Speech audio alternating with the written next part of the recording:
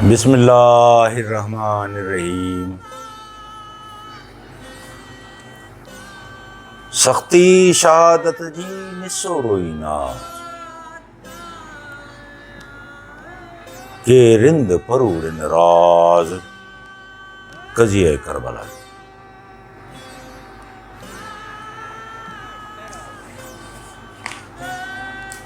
شہادت امام حسین علیہ السلام 10 محرم الحرام، یہ جو راز ہے شاہ صاحب نے جس کی طرف اشارہ کیا ہے شہادت کا، آج ہم اس پہ بات کریں گے کہ اس شہادت سے اسلام، مسلمان، اہل ایمان کو کیا فائدہ۔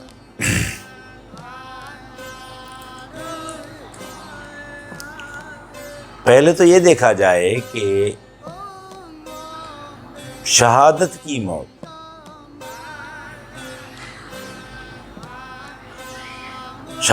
موت کے بارے میں قرآن پاک میں آیا ہے سورہ بقرہ میں، وَلَا تَقُولُوا مَنْ يُقْتَلُ فِي سَبِيلِ اللَّهِ اموات بل احیاء ولکن لا تشعرون۔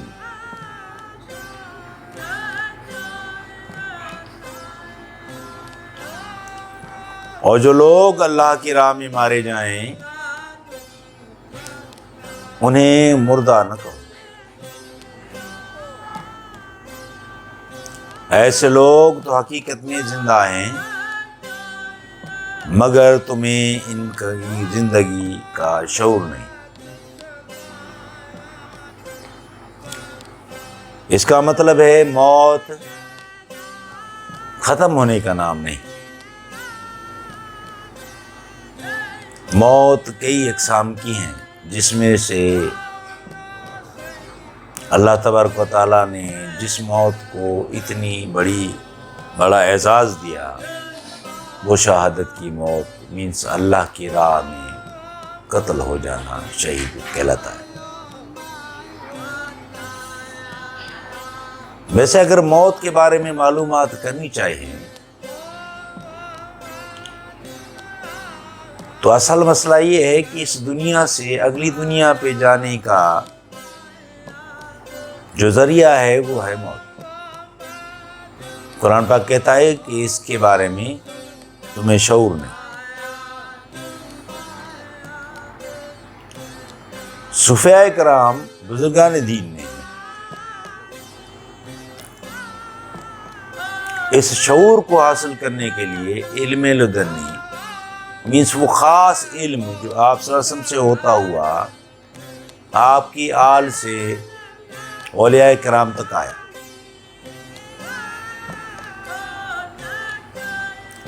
اگر ہمیں شعور ہو موت کا کہ موت ہے کیا تو ہی ہم جان سکتے ہیں کہ موت کو پھر کلاسیفائی کر سکتے ہیں کہ اس موت سے کیا ہے، شہادت کی موت کا کیا مطلب ہے۔ قصہ سنا دیتا ہوں۔ حضرت موسیٰ علیہ السلام نے یہ سوال اللہ تبارک و تعالیٰ سے متعدد بار کیا کہ یا رب العالمین، یہ انسان کو زندہ کرنا، بڑا ہو جانا، موت دینا، پھر زندہ کرنا، اس میں کیا حقیقت ہے، اس میں آخرکار کیا لاجک ہے۔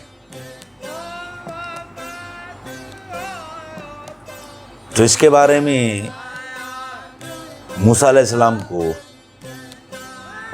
ایک مثال دے کر سمجھایا گیا۔ مثال دی کہ گندم کی فصل اگر لگائی جائے، گندم کی فصل لگانے کے بعد وہ گرو کرے، بڑی ہو، اس میں پھر سنگ یعنی کہ اس کی بالی، وہ لڑی گندم کی ونے پک جائے تو پھر اسے موت آ جاتی ہے، مینس وہ ختم ہو جاتی ہے، ڈیڈ ہو جاتی ہے۔ پھر اللہ تبارک و تعالیٰ نے کہا کہ اسے پھر ہم گندم کو اس خام چیز سے، کچرے سے، یا خام جو اس کے ساتھ گندم جمع ہے، داغی گندم دانے ہیں، ان سب سے الگ کرتے ہیں۔ تو اس الگ کرنے، اچھے اور برے کو الگ کرنے کا نام یہ پروسیس موت کہلایا۔ بے شک جنہوں نے اچھے کام کیے وہ اچھی جگہ کو گئے، جنہوں نے برے کام کیے انہوں نے بری جگہ اپنے لیے سلیکٹ کی۔ اسی لیے شاہ صاحب کہتے ہیں بارہا اپنی اس کتاب میں، رسالے میں، موت مند نہ ہے تائب تو تکڑا،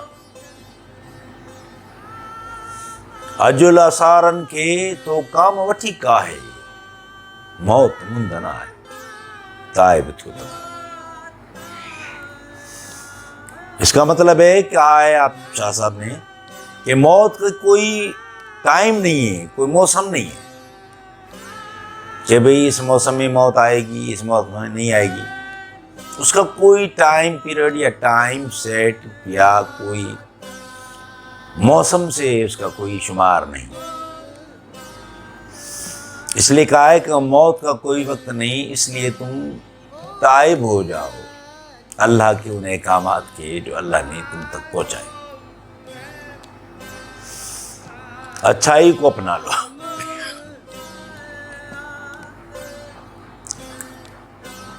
جیسے آگے بات نکلتی ہے، اجل اسارن کے تو کام وٹھی کا ہے، مینس یہ جو موت ہے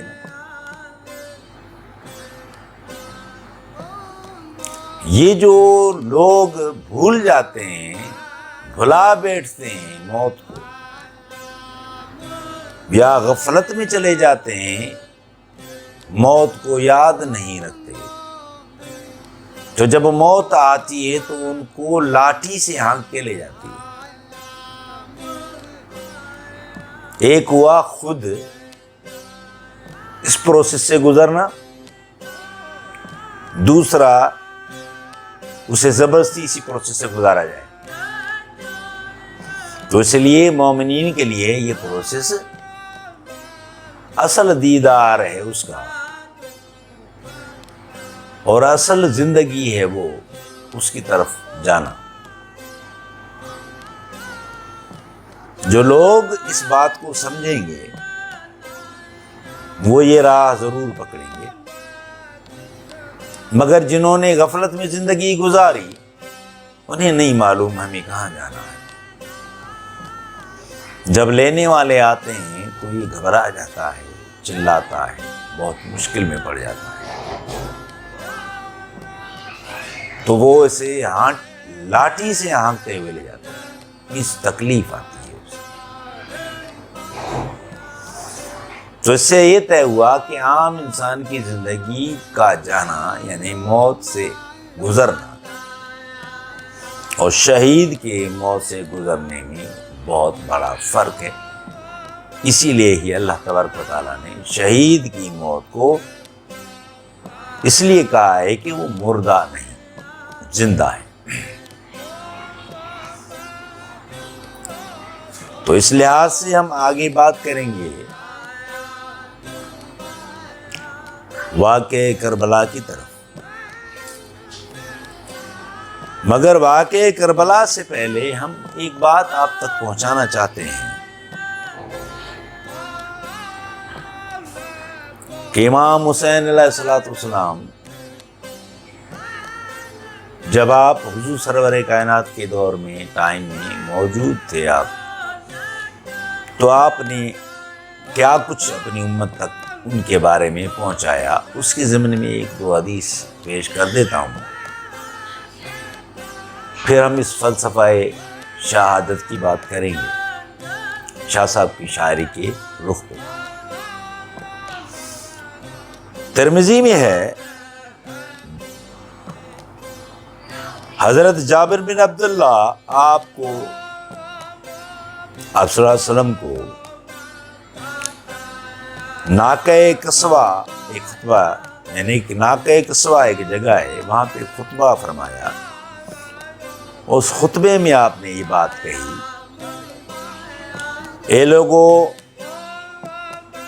بے شک میں نے تم میں وہ چیز چھوڑی ہے کہ اگر اس کو مضبوطی سے پکڑے رہو گے تو گمراہ نہیں ہوگے. وہ کتاب اللہ اور میری طرف، یعنی میرے اہل بیت.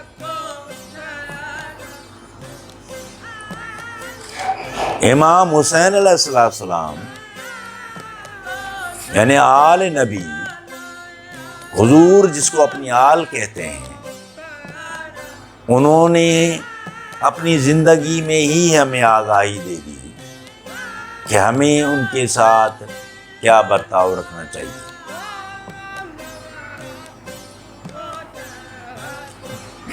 دوسری حدیث میں آپ کے سامنے پیش کرتا ہوں. حضرت ابو ہریرہ رضی اللہ عنہ فرماتے ہیں، آپ صلی اللہ علیہ وسلم نے فرمایا، جس نے حسن و حسین کو محبوب رکھا اس نے در حقیقت مجھے محبوب رکھا، اور جس نے ان دونوں سے بغض رکھا اس نے در حقیقت مجھ سے بغض رکھا.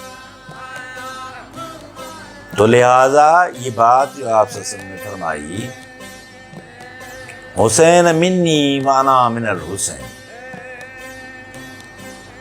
آپ جس طرف بھی رخ کر کے اچھائی کریں گے تو اچھا کہلائیں گے، برائی کریں گے تو برا کہلائیں گے. تعظیم کرنا اہل بیت کی ہم پہ بہت ہی ضروری ہے. اہل ایمان سے پوچھیے کہ اہل بیت علم کے وارثین ہیں، انہی سے علم حاصل.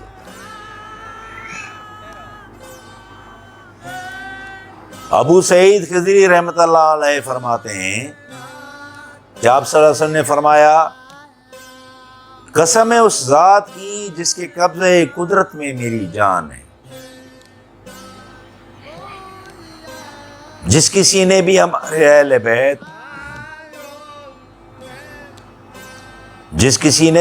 اہل بیت سے بغض رکھا، اللہ نے اس کو جہنم میں داخل کیا.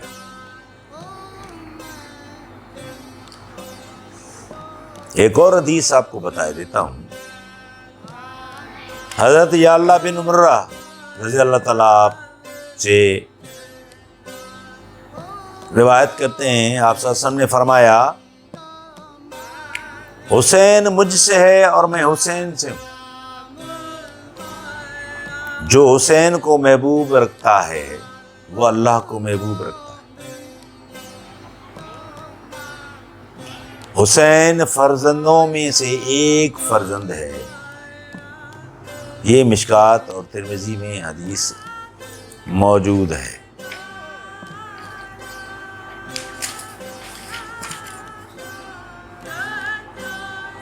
ہم اب بات کریں گے فلسفہ شہداء کربلا، یعنی کربلا کے واقعے کے بارے میں، کہ شاہ صاحب نے کربلا کے واقعے کے بارے میں کیا فرمایا. سرکے ڈارو شاہ صاحب فرماتے ہیں، داڑھی رت رتیاس، مینس جب ایک واقعہ کربلا ہو چکا، گزر چکا، تو اس کی منظر کشی کر رہے ہیں، بتا رہے ہیں کہ وہاں پہ جو شہداء ہیں وہ کس کس طریقے سے کربلا کے میدان پہ موجود تھے. یہ بہت سے لوگ سمجھیں گے مفروضہ ہے کہ خیالی تراشا ہے جو صوفیہ اپنی طرف سے لگاتے ہیں یا بیان کرتے ہیں. جو لوگ اس علم کو جانتے ہیں، جو لوگ حضور سرور کائنات کے دیے علم کو جانتے ہیں اور ان کے پاس ہے، تو ان کی اصل کسوٹی اس علم کو حاصل کرنے کی کربلا کا واقعہ ہے۔ کیونکہ اگر یہ بات کی جائے تو بہت سے لوگوں کو سمجھ نہیں آئے گی، مگر یہ حقیقت ہے۔ جو اس منزل کی طرف جاتا ہے اس کی کسوٹی ہی واقعہ کربلا کا واقعہ ہے، اسے منو دکھایا جاتا ہے۔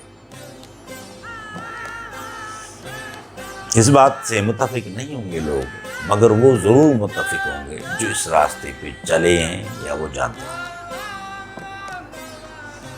تو میں یہ جو شاہ صاحب شاعری میں بتا رہے ہیں، اس کا مطلب کہ وہ اس پس منظر یعنی کہ جو ہو چکا اس منظر کو دیکھ کے اس کو جو ہے نا تمثیلاً اپنی شاعری میں پیش کر رہے ہیں، بتانے کی کوشش کر رہے ہیں۔ داڑھی رت رتیا سجد داڑوں گل جی،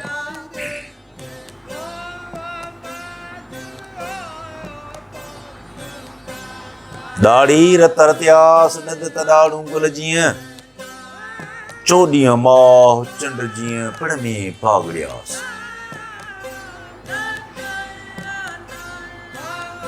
میدان کربلا میں آپ کا جسد خاکی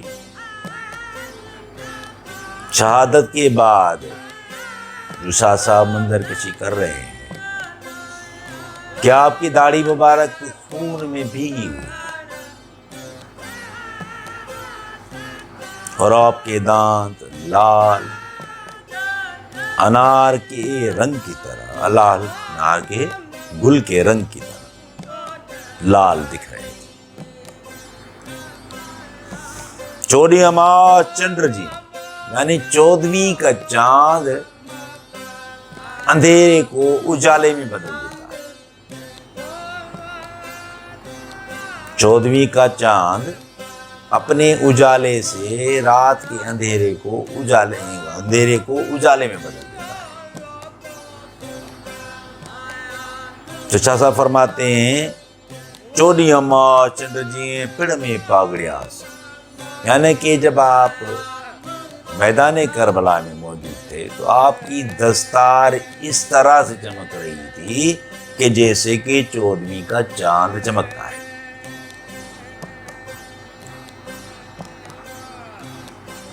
تمثیلاً اس اندھیرے کو دور کیا اس واقعہ کربلا نے شہادت امام حسین علیہ السلام نے۔ جو گمبھیر اندھیرا چھا گیا تھا اسلام میں مغالطوں کی جنگوں کی وجہ سے، اسے دور کیا۔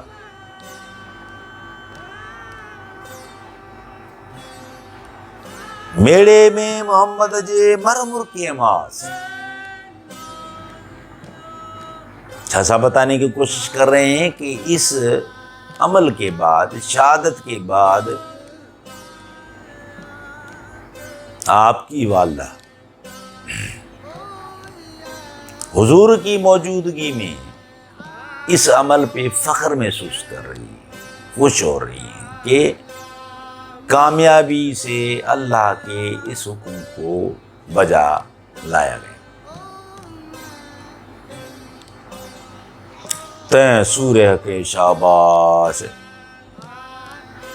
جو متھے پیڑ پرزا تھے، اس جنگجو شہزادہ امام حسین علیہ السلام اسے کامیابی مبارک ہو جو اس کربلا کے میدان میں جنہوں نے شہادت پائی، اپنے جسم کے اعضاء کو علیحدہ ہونے دیا۔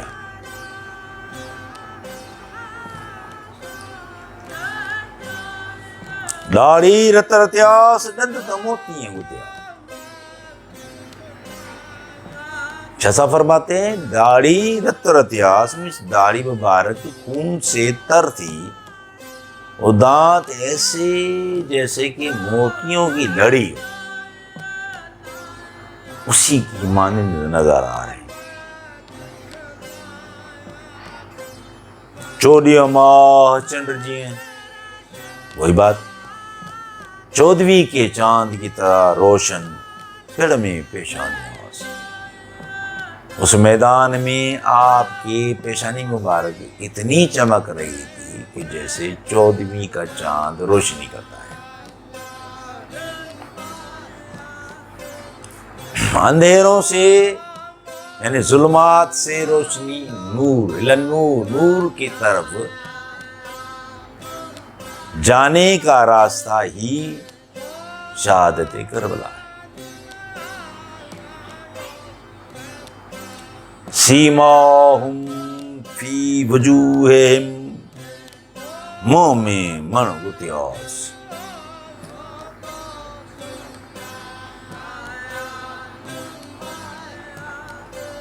چہرے پہ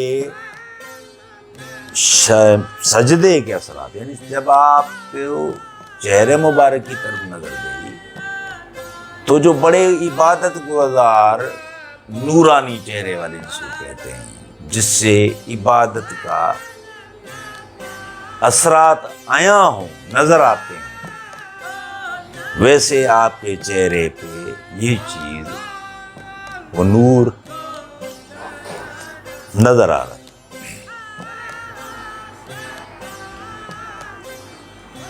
اللہ نور السماوات والارض، اللہ کا نور دنیا کے ہر جگہ پہ موجود ہے۔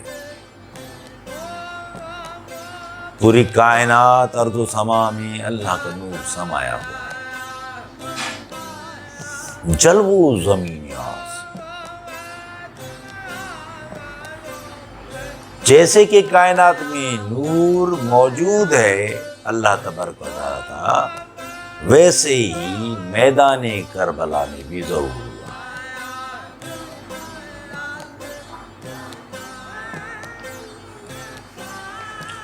اس سے ثابت ہوتا ہے کہ اللہ تبارک و تعالیٰ نے اندھیروں کو دور کیا، روشن کو، علم کو مومنین کے لیے مختص کیا۔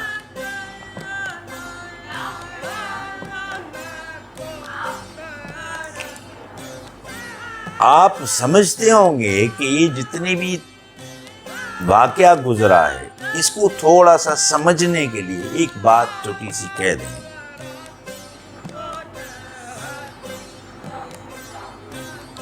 کہ واقعہ یہ حدیث، یہ روایات میں بہت سی جگہوں پہ بہت سے علماء نے اس کو کوٹ کیا ہے کہ آپ صلی اللہ علیہ وسلم نماز ادا کر رہے تھے تو امام حسن و حسین علیہ السلام آئے اور آپ کی پشت پہ سوار ہو۔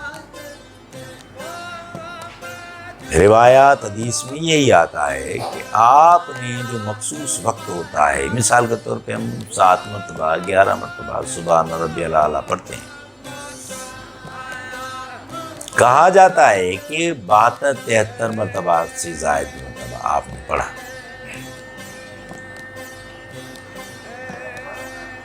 اور وہی نازل ہوئی کہ آپ نے اٹھنا نہیں، جی اللہ کی مرضی سے ہوا، مگر جس کے لیے ہوا انہوں نے ہی اسی عبادت کو طوالت دی، توانائی دی اور طاقت دی، اسی سجدے کو تا حیات دنیا ختم ہونے تک اس سجدے کو قائم کر دیا۔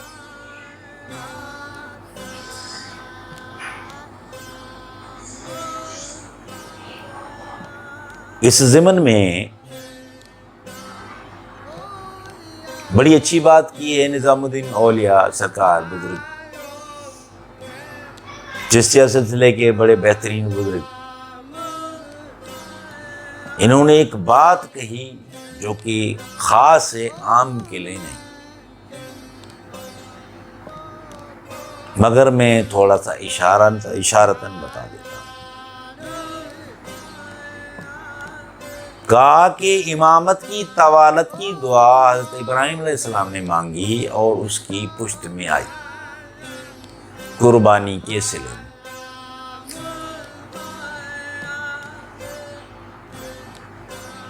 مگر اس کائنات کی اس طوالت عمر زائد بڑھانے کی قربانی امام حسین علیہ السلام نے دی۔ اس بات کو ذہن میں ضرور رکھیے گا، جو اس علم کا متلاشی ہے، جو اس طرف جا رہا ہے، جو جاننا چاہتا ہے، اسے یہ نشانی ضرور نظر ادراک میں آئے گی۔ ان کا بہت مشہور شعر ہے، شاہ است حسین بادشاہ است حسین، دین است حسین دین پناہ است حسین۔ مطلب ہے شاہ بھی حسین ہی ہے، بادشاہ بھی حسین ہی ہے، دین بھی حسین ہی ہے، اور دین کو پناہ دینے والے بھی حسین ہی۔ سرداد نداد دست در دست یزید، سرداد نداد دست در دست یزید، حقا کے بنا الہ الہ است حسین۔ سر دے دیا مگر نہیں دیا اپنا ہاتھ یزید کے ہاتھ، یعنی اس کی بیعت، اس کو ریکگنائز نہیں، کیونکہ اسلام کا اصل چہرہ وہ نہ تھا۔ حقیقت تو یہ ہے، فرماتے ہیں حقیقت تو یہ ہے کہ لا الہ کی بنیاد ہی حسین۔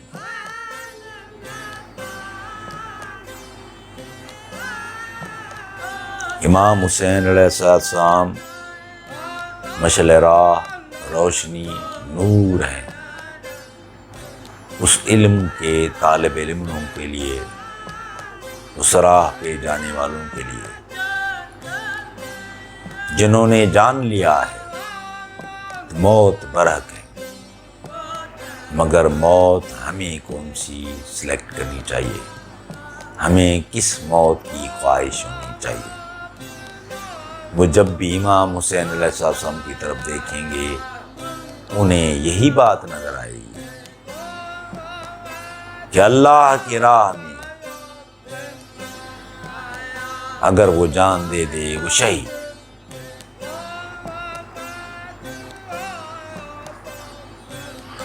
شاہ صاحب نے ایک شعر پڑھا، یہ شعر جو ہے اصل کربلا جی واقعہ ہے، اس کے ہونے کا اصل فائدہ کس کو اور کیوں کرے۔ آپ فرماتے ہیں ککرا کربلا جا مادر تھے بڑی آس، واقع کربلا ہو چکا، میدان کربلا میں شہداء کی لاشیں موجود ہیں، اتنے میں آمد ہوتی ہے بی بی فاطمہ زہرا سلام اللہ علیہ اور مولا علی کرم اللہ وجہ کریم کی، اس بات کو وہ سمجھانے کی کوشش کر رہے ہیں۔ ککرا کربلا جا مادر تھے بڑے آس، فٹن تاں رت پڑا علی تھے اجیاس۔ شہداء کے امام حسین علیہ السلام کے جسم پہ جو کربلا کی مٹی کی آ گئی،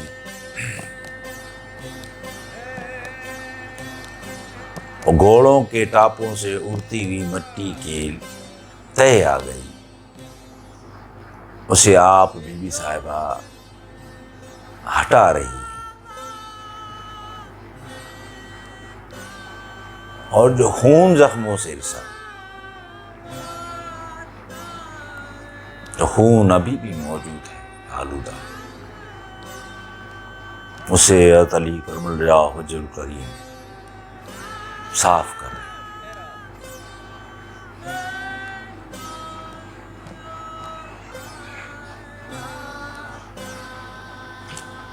فٹن تارت فڑالی تھے ہو گیا مس حضرت علی کرم اللہ وجہ الکریم وہ جو خون ہے وہ صاف کر رہے ہیں. امت احسان سی تھی دی شفاعت سندھیا سے، امت احسان سی تھی دی شفاعت سندھیا سے، بڑی معاف کیا سے خالق بدلے ہنرے.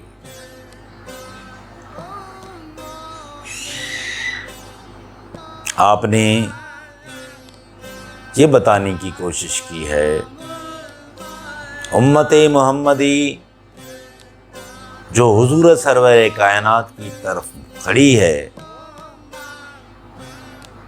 اس پہ یہ بڑا احسان ہوا، کیونکہ اس واقعے کربلا سے ان کی شفاعت آسان ہوئی.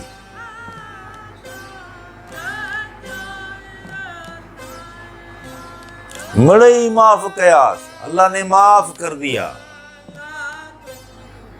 واقعہ کربلا کو سمجھو،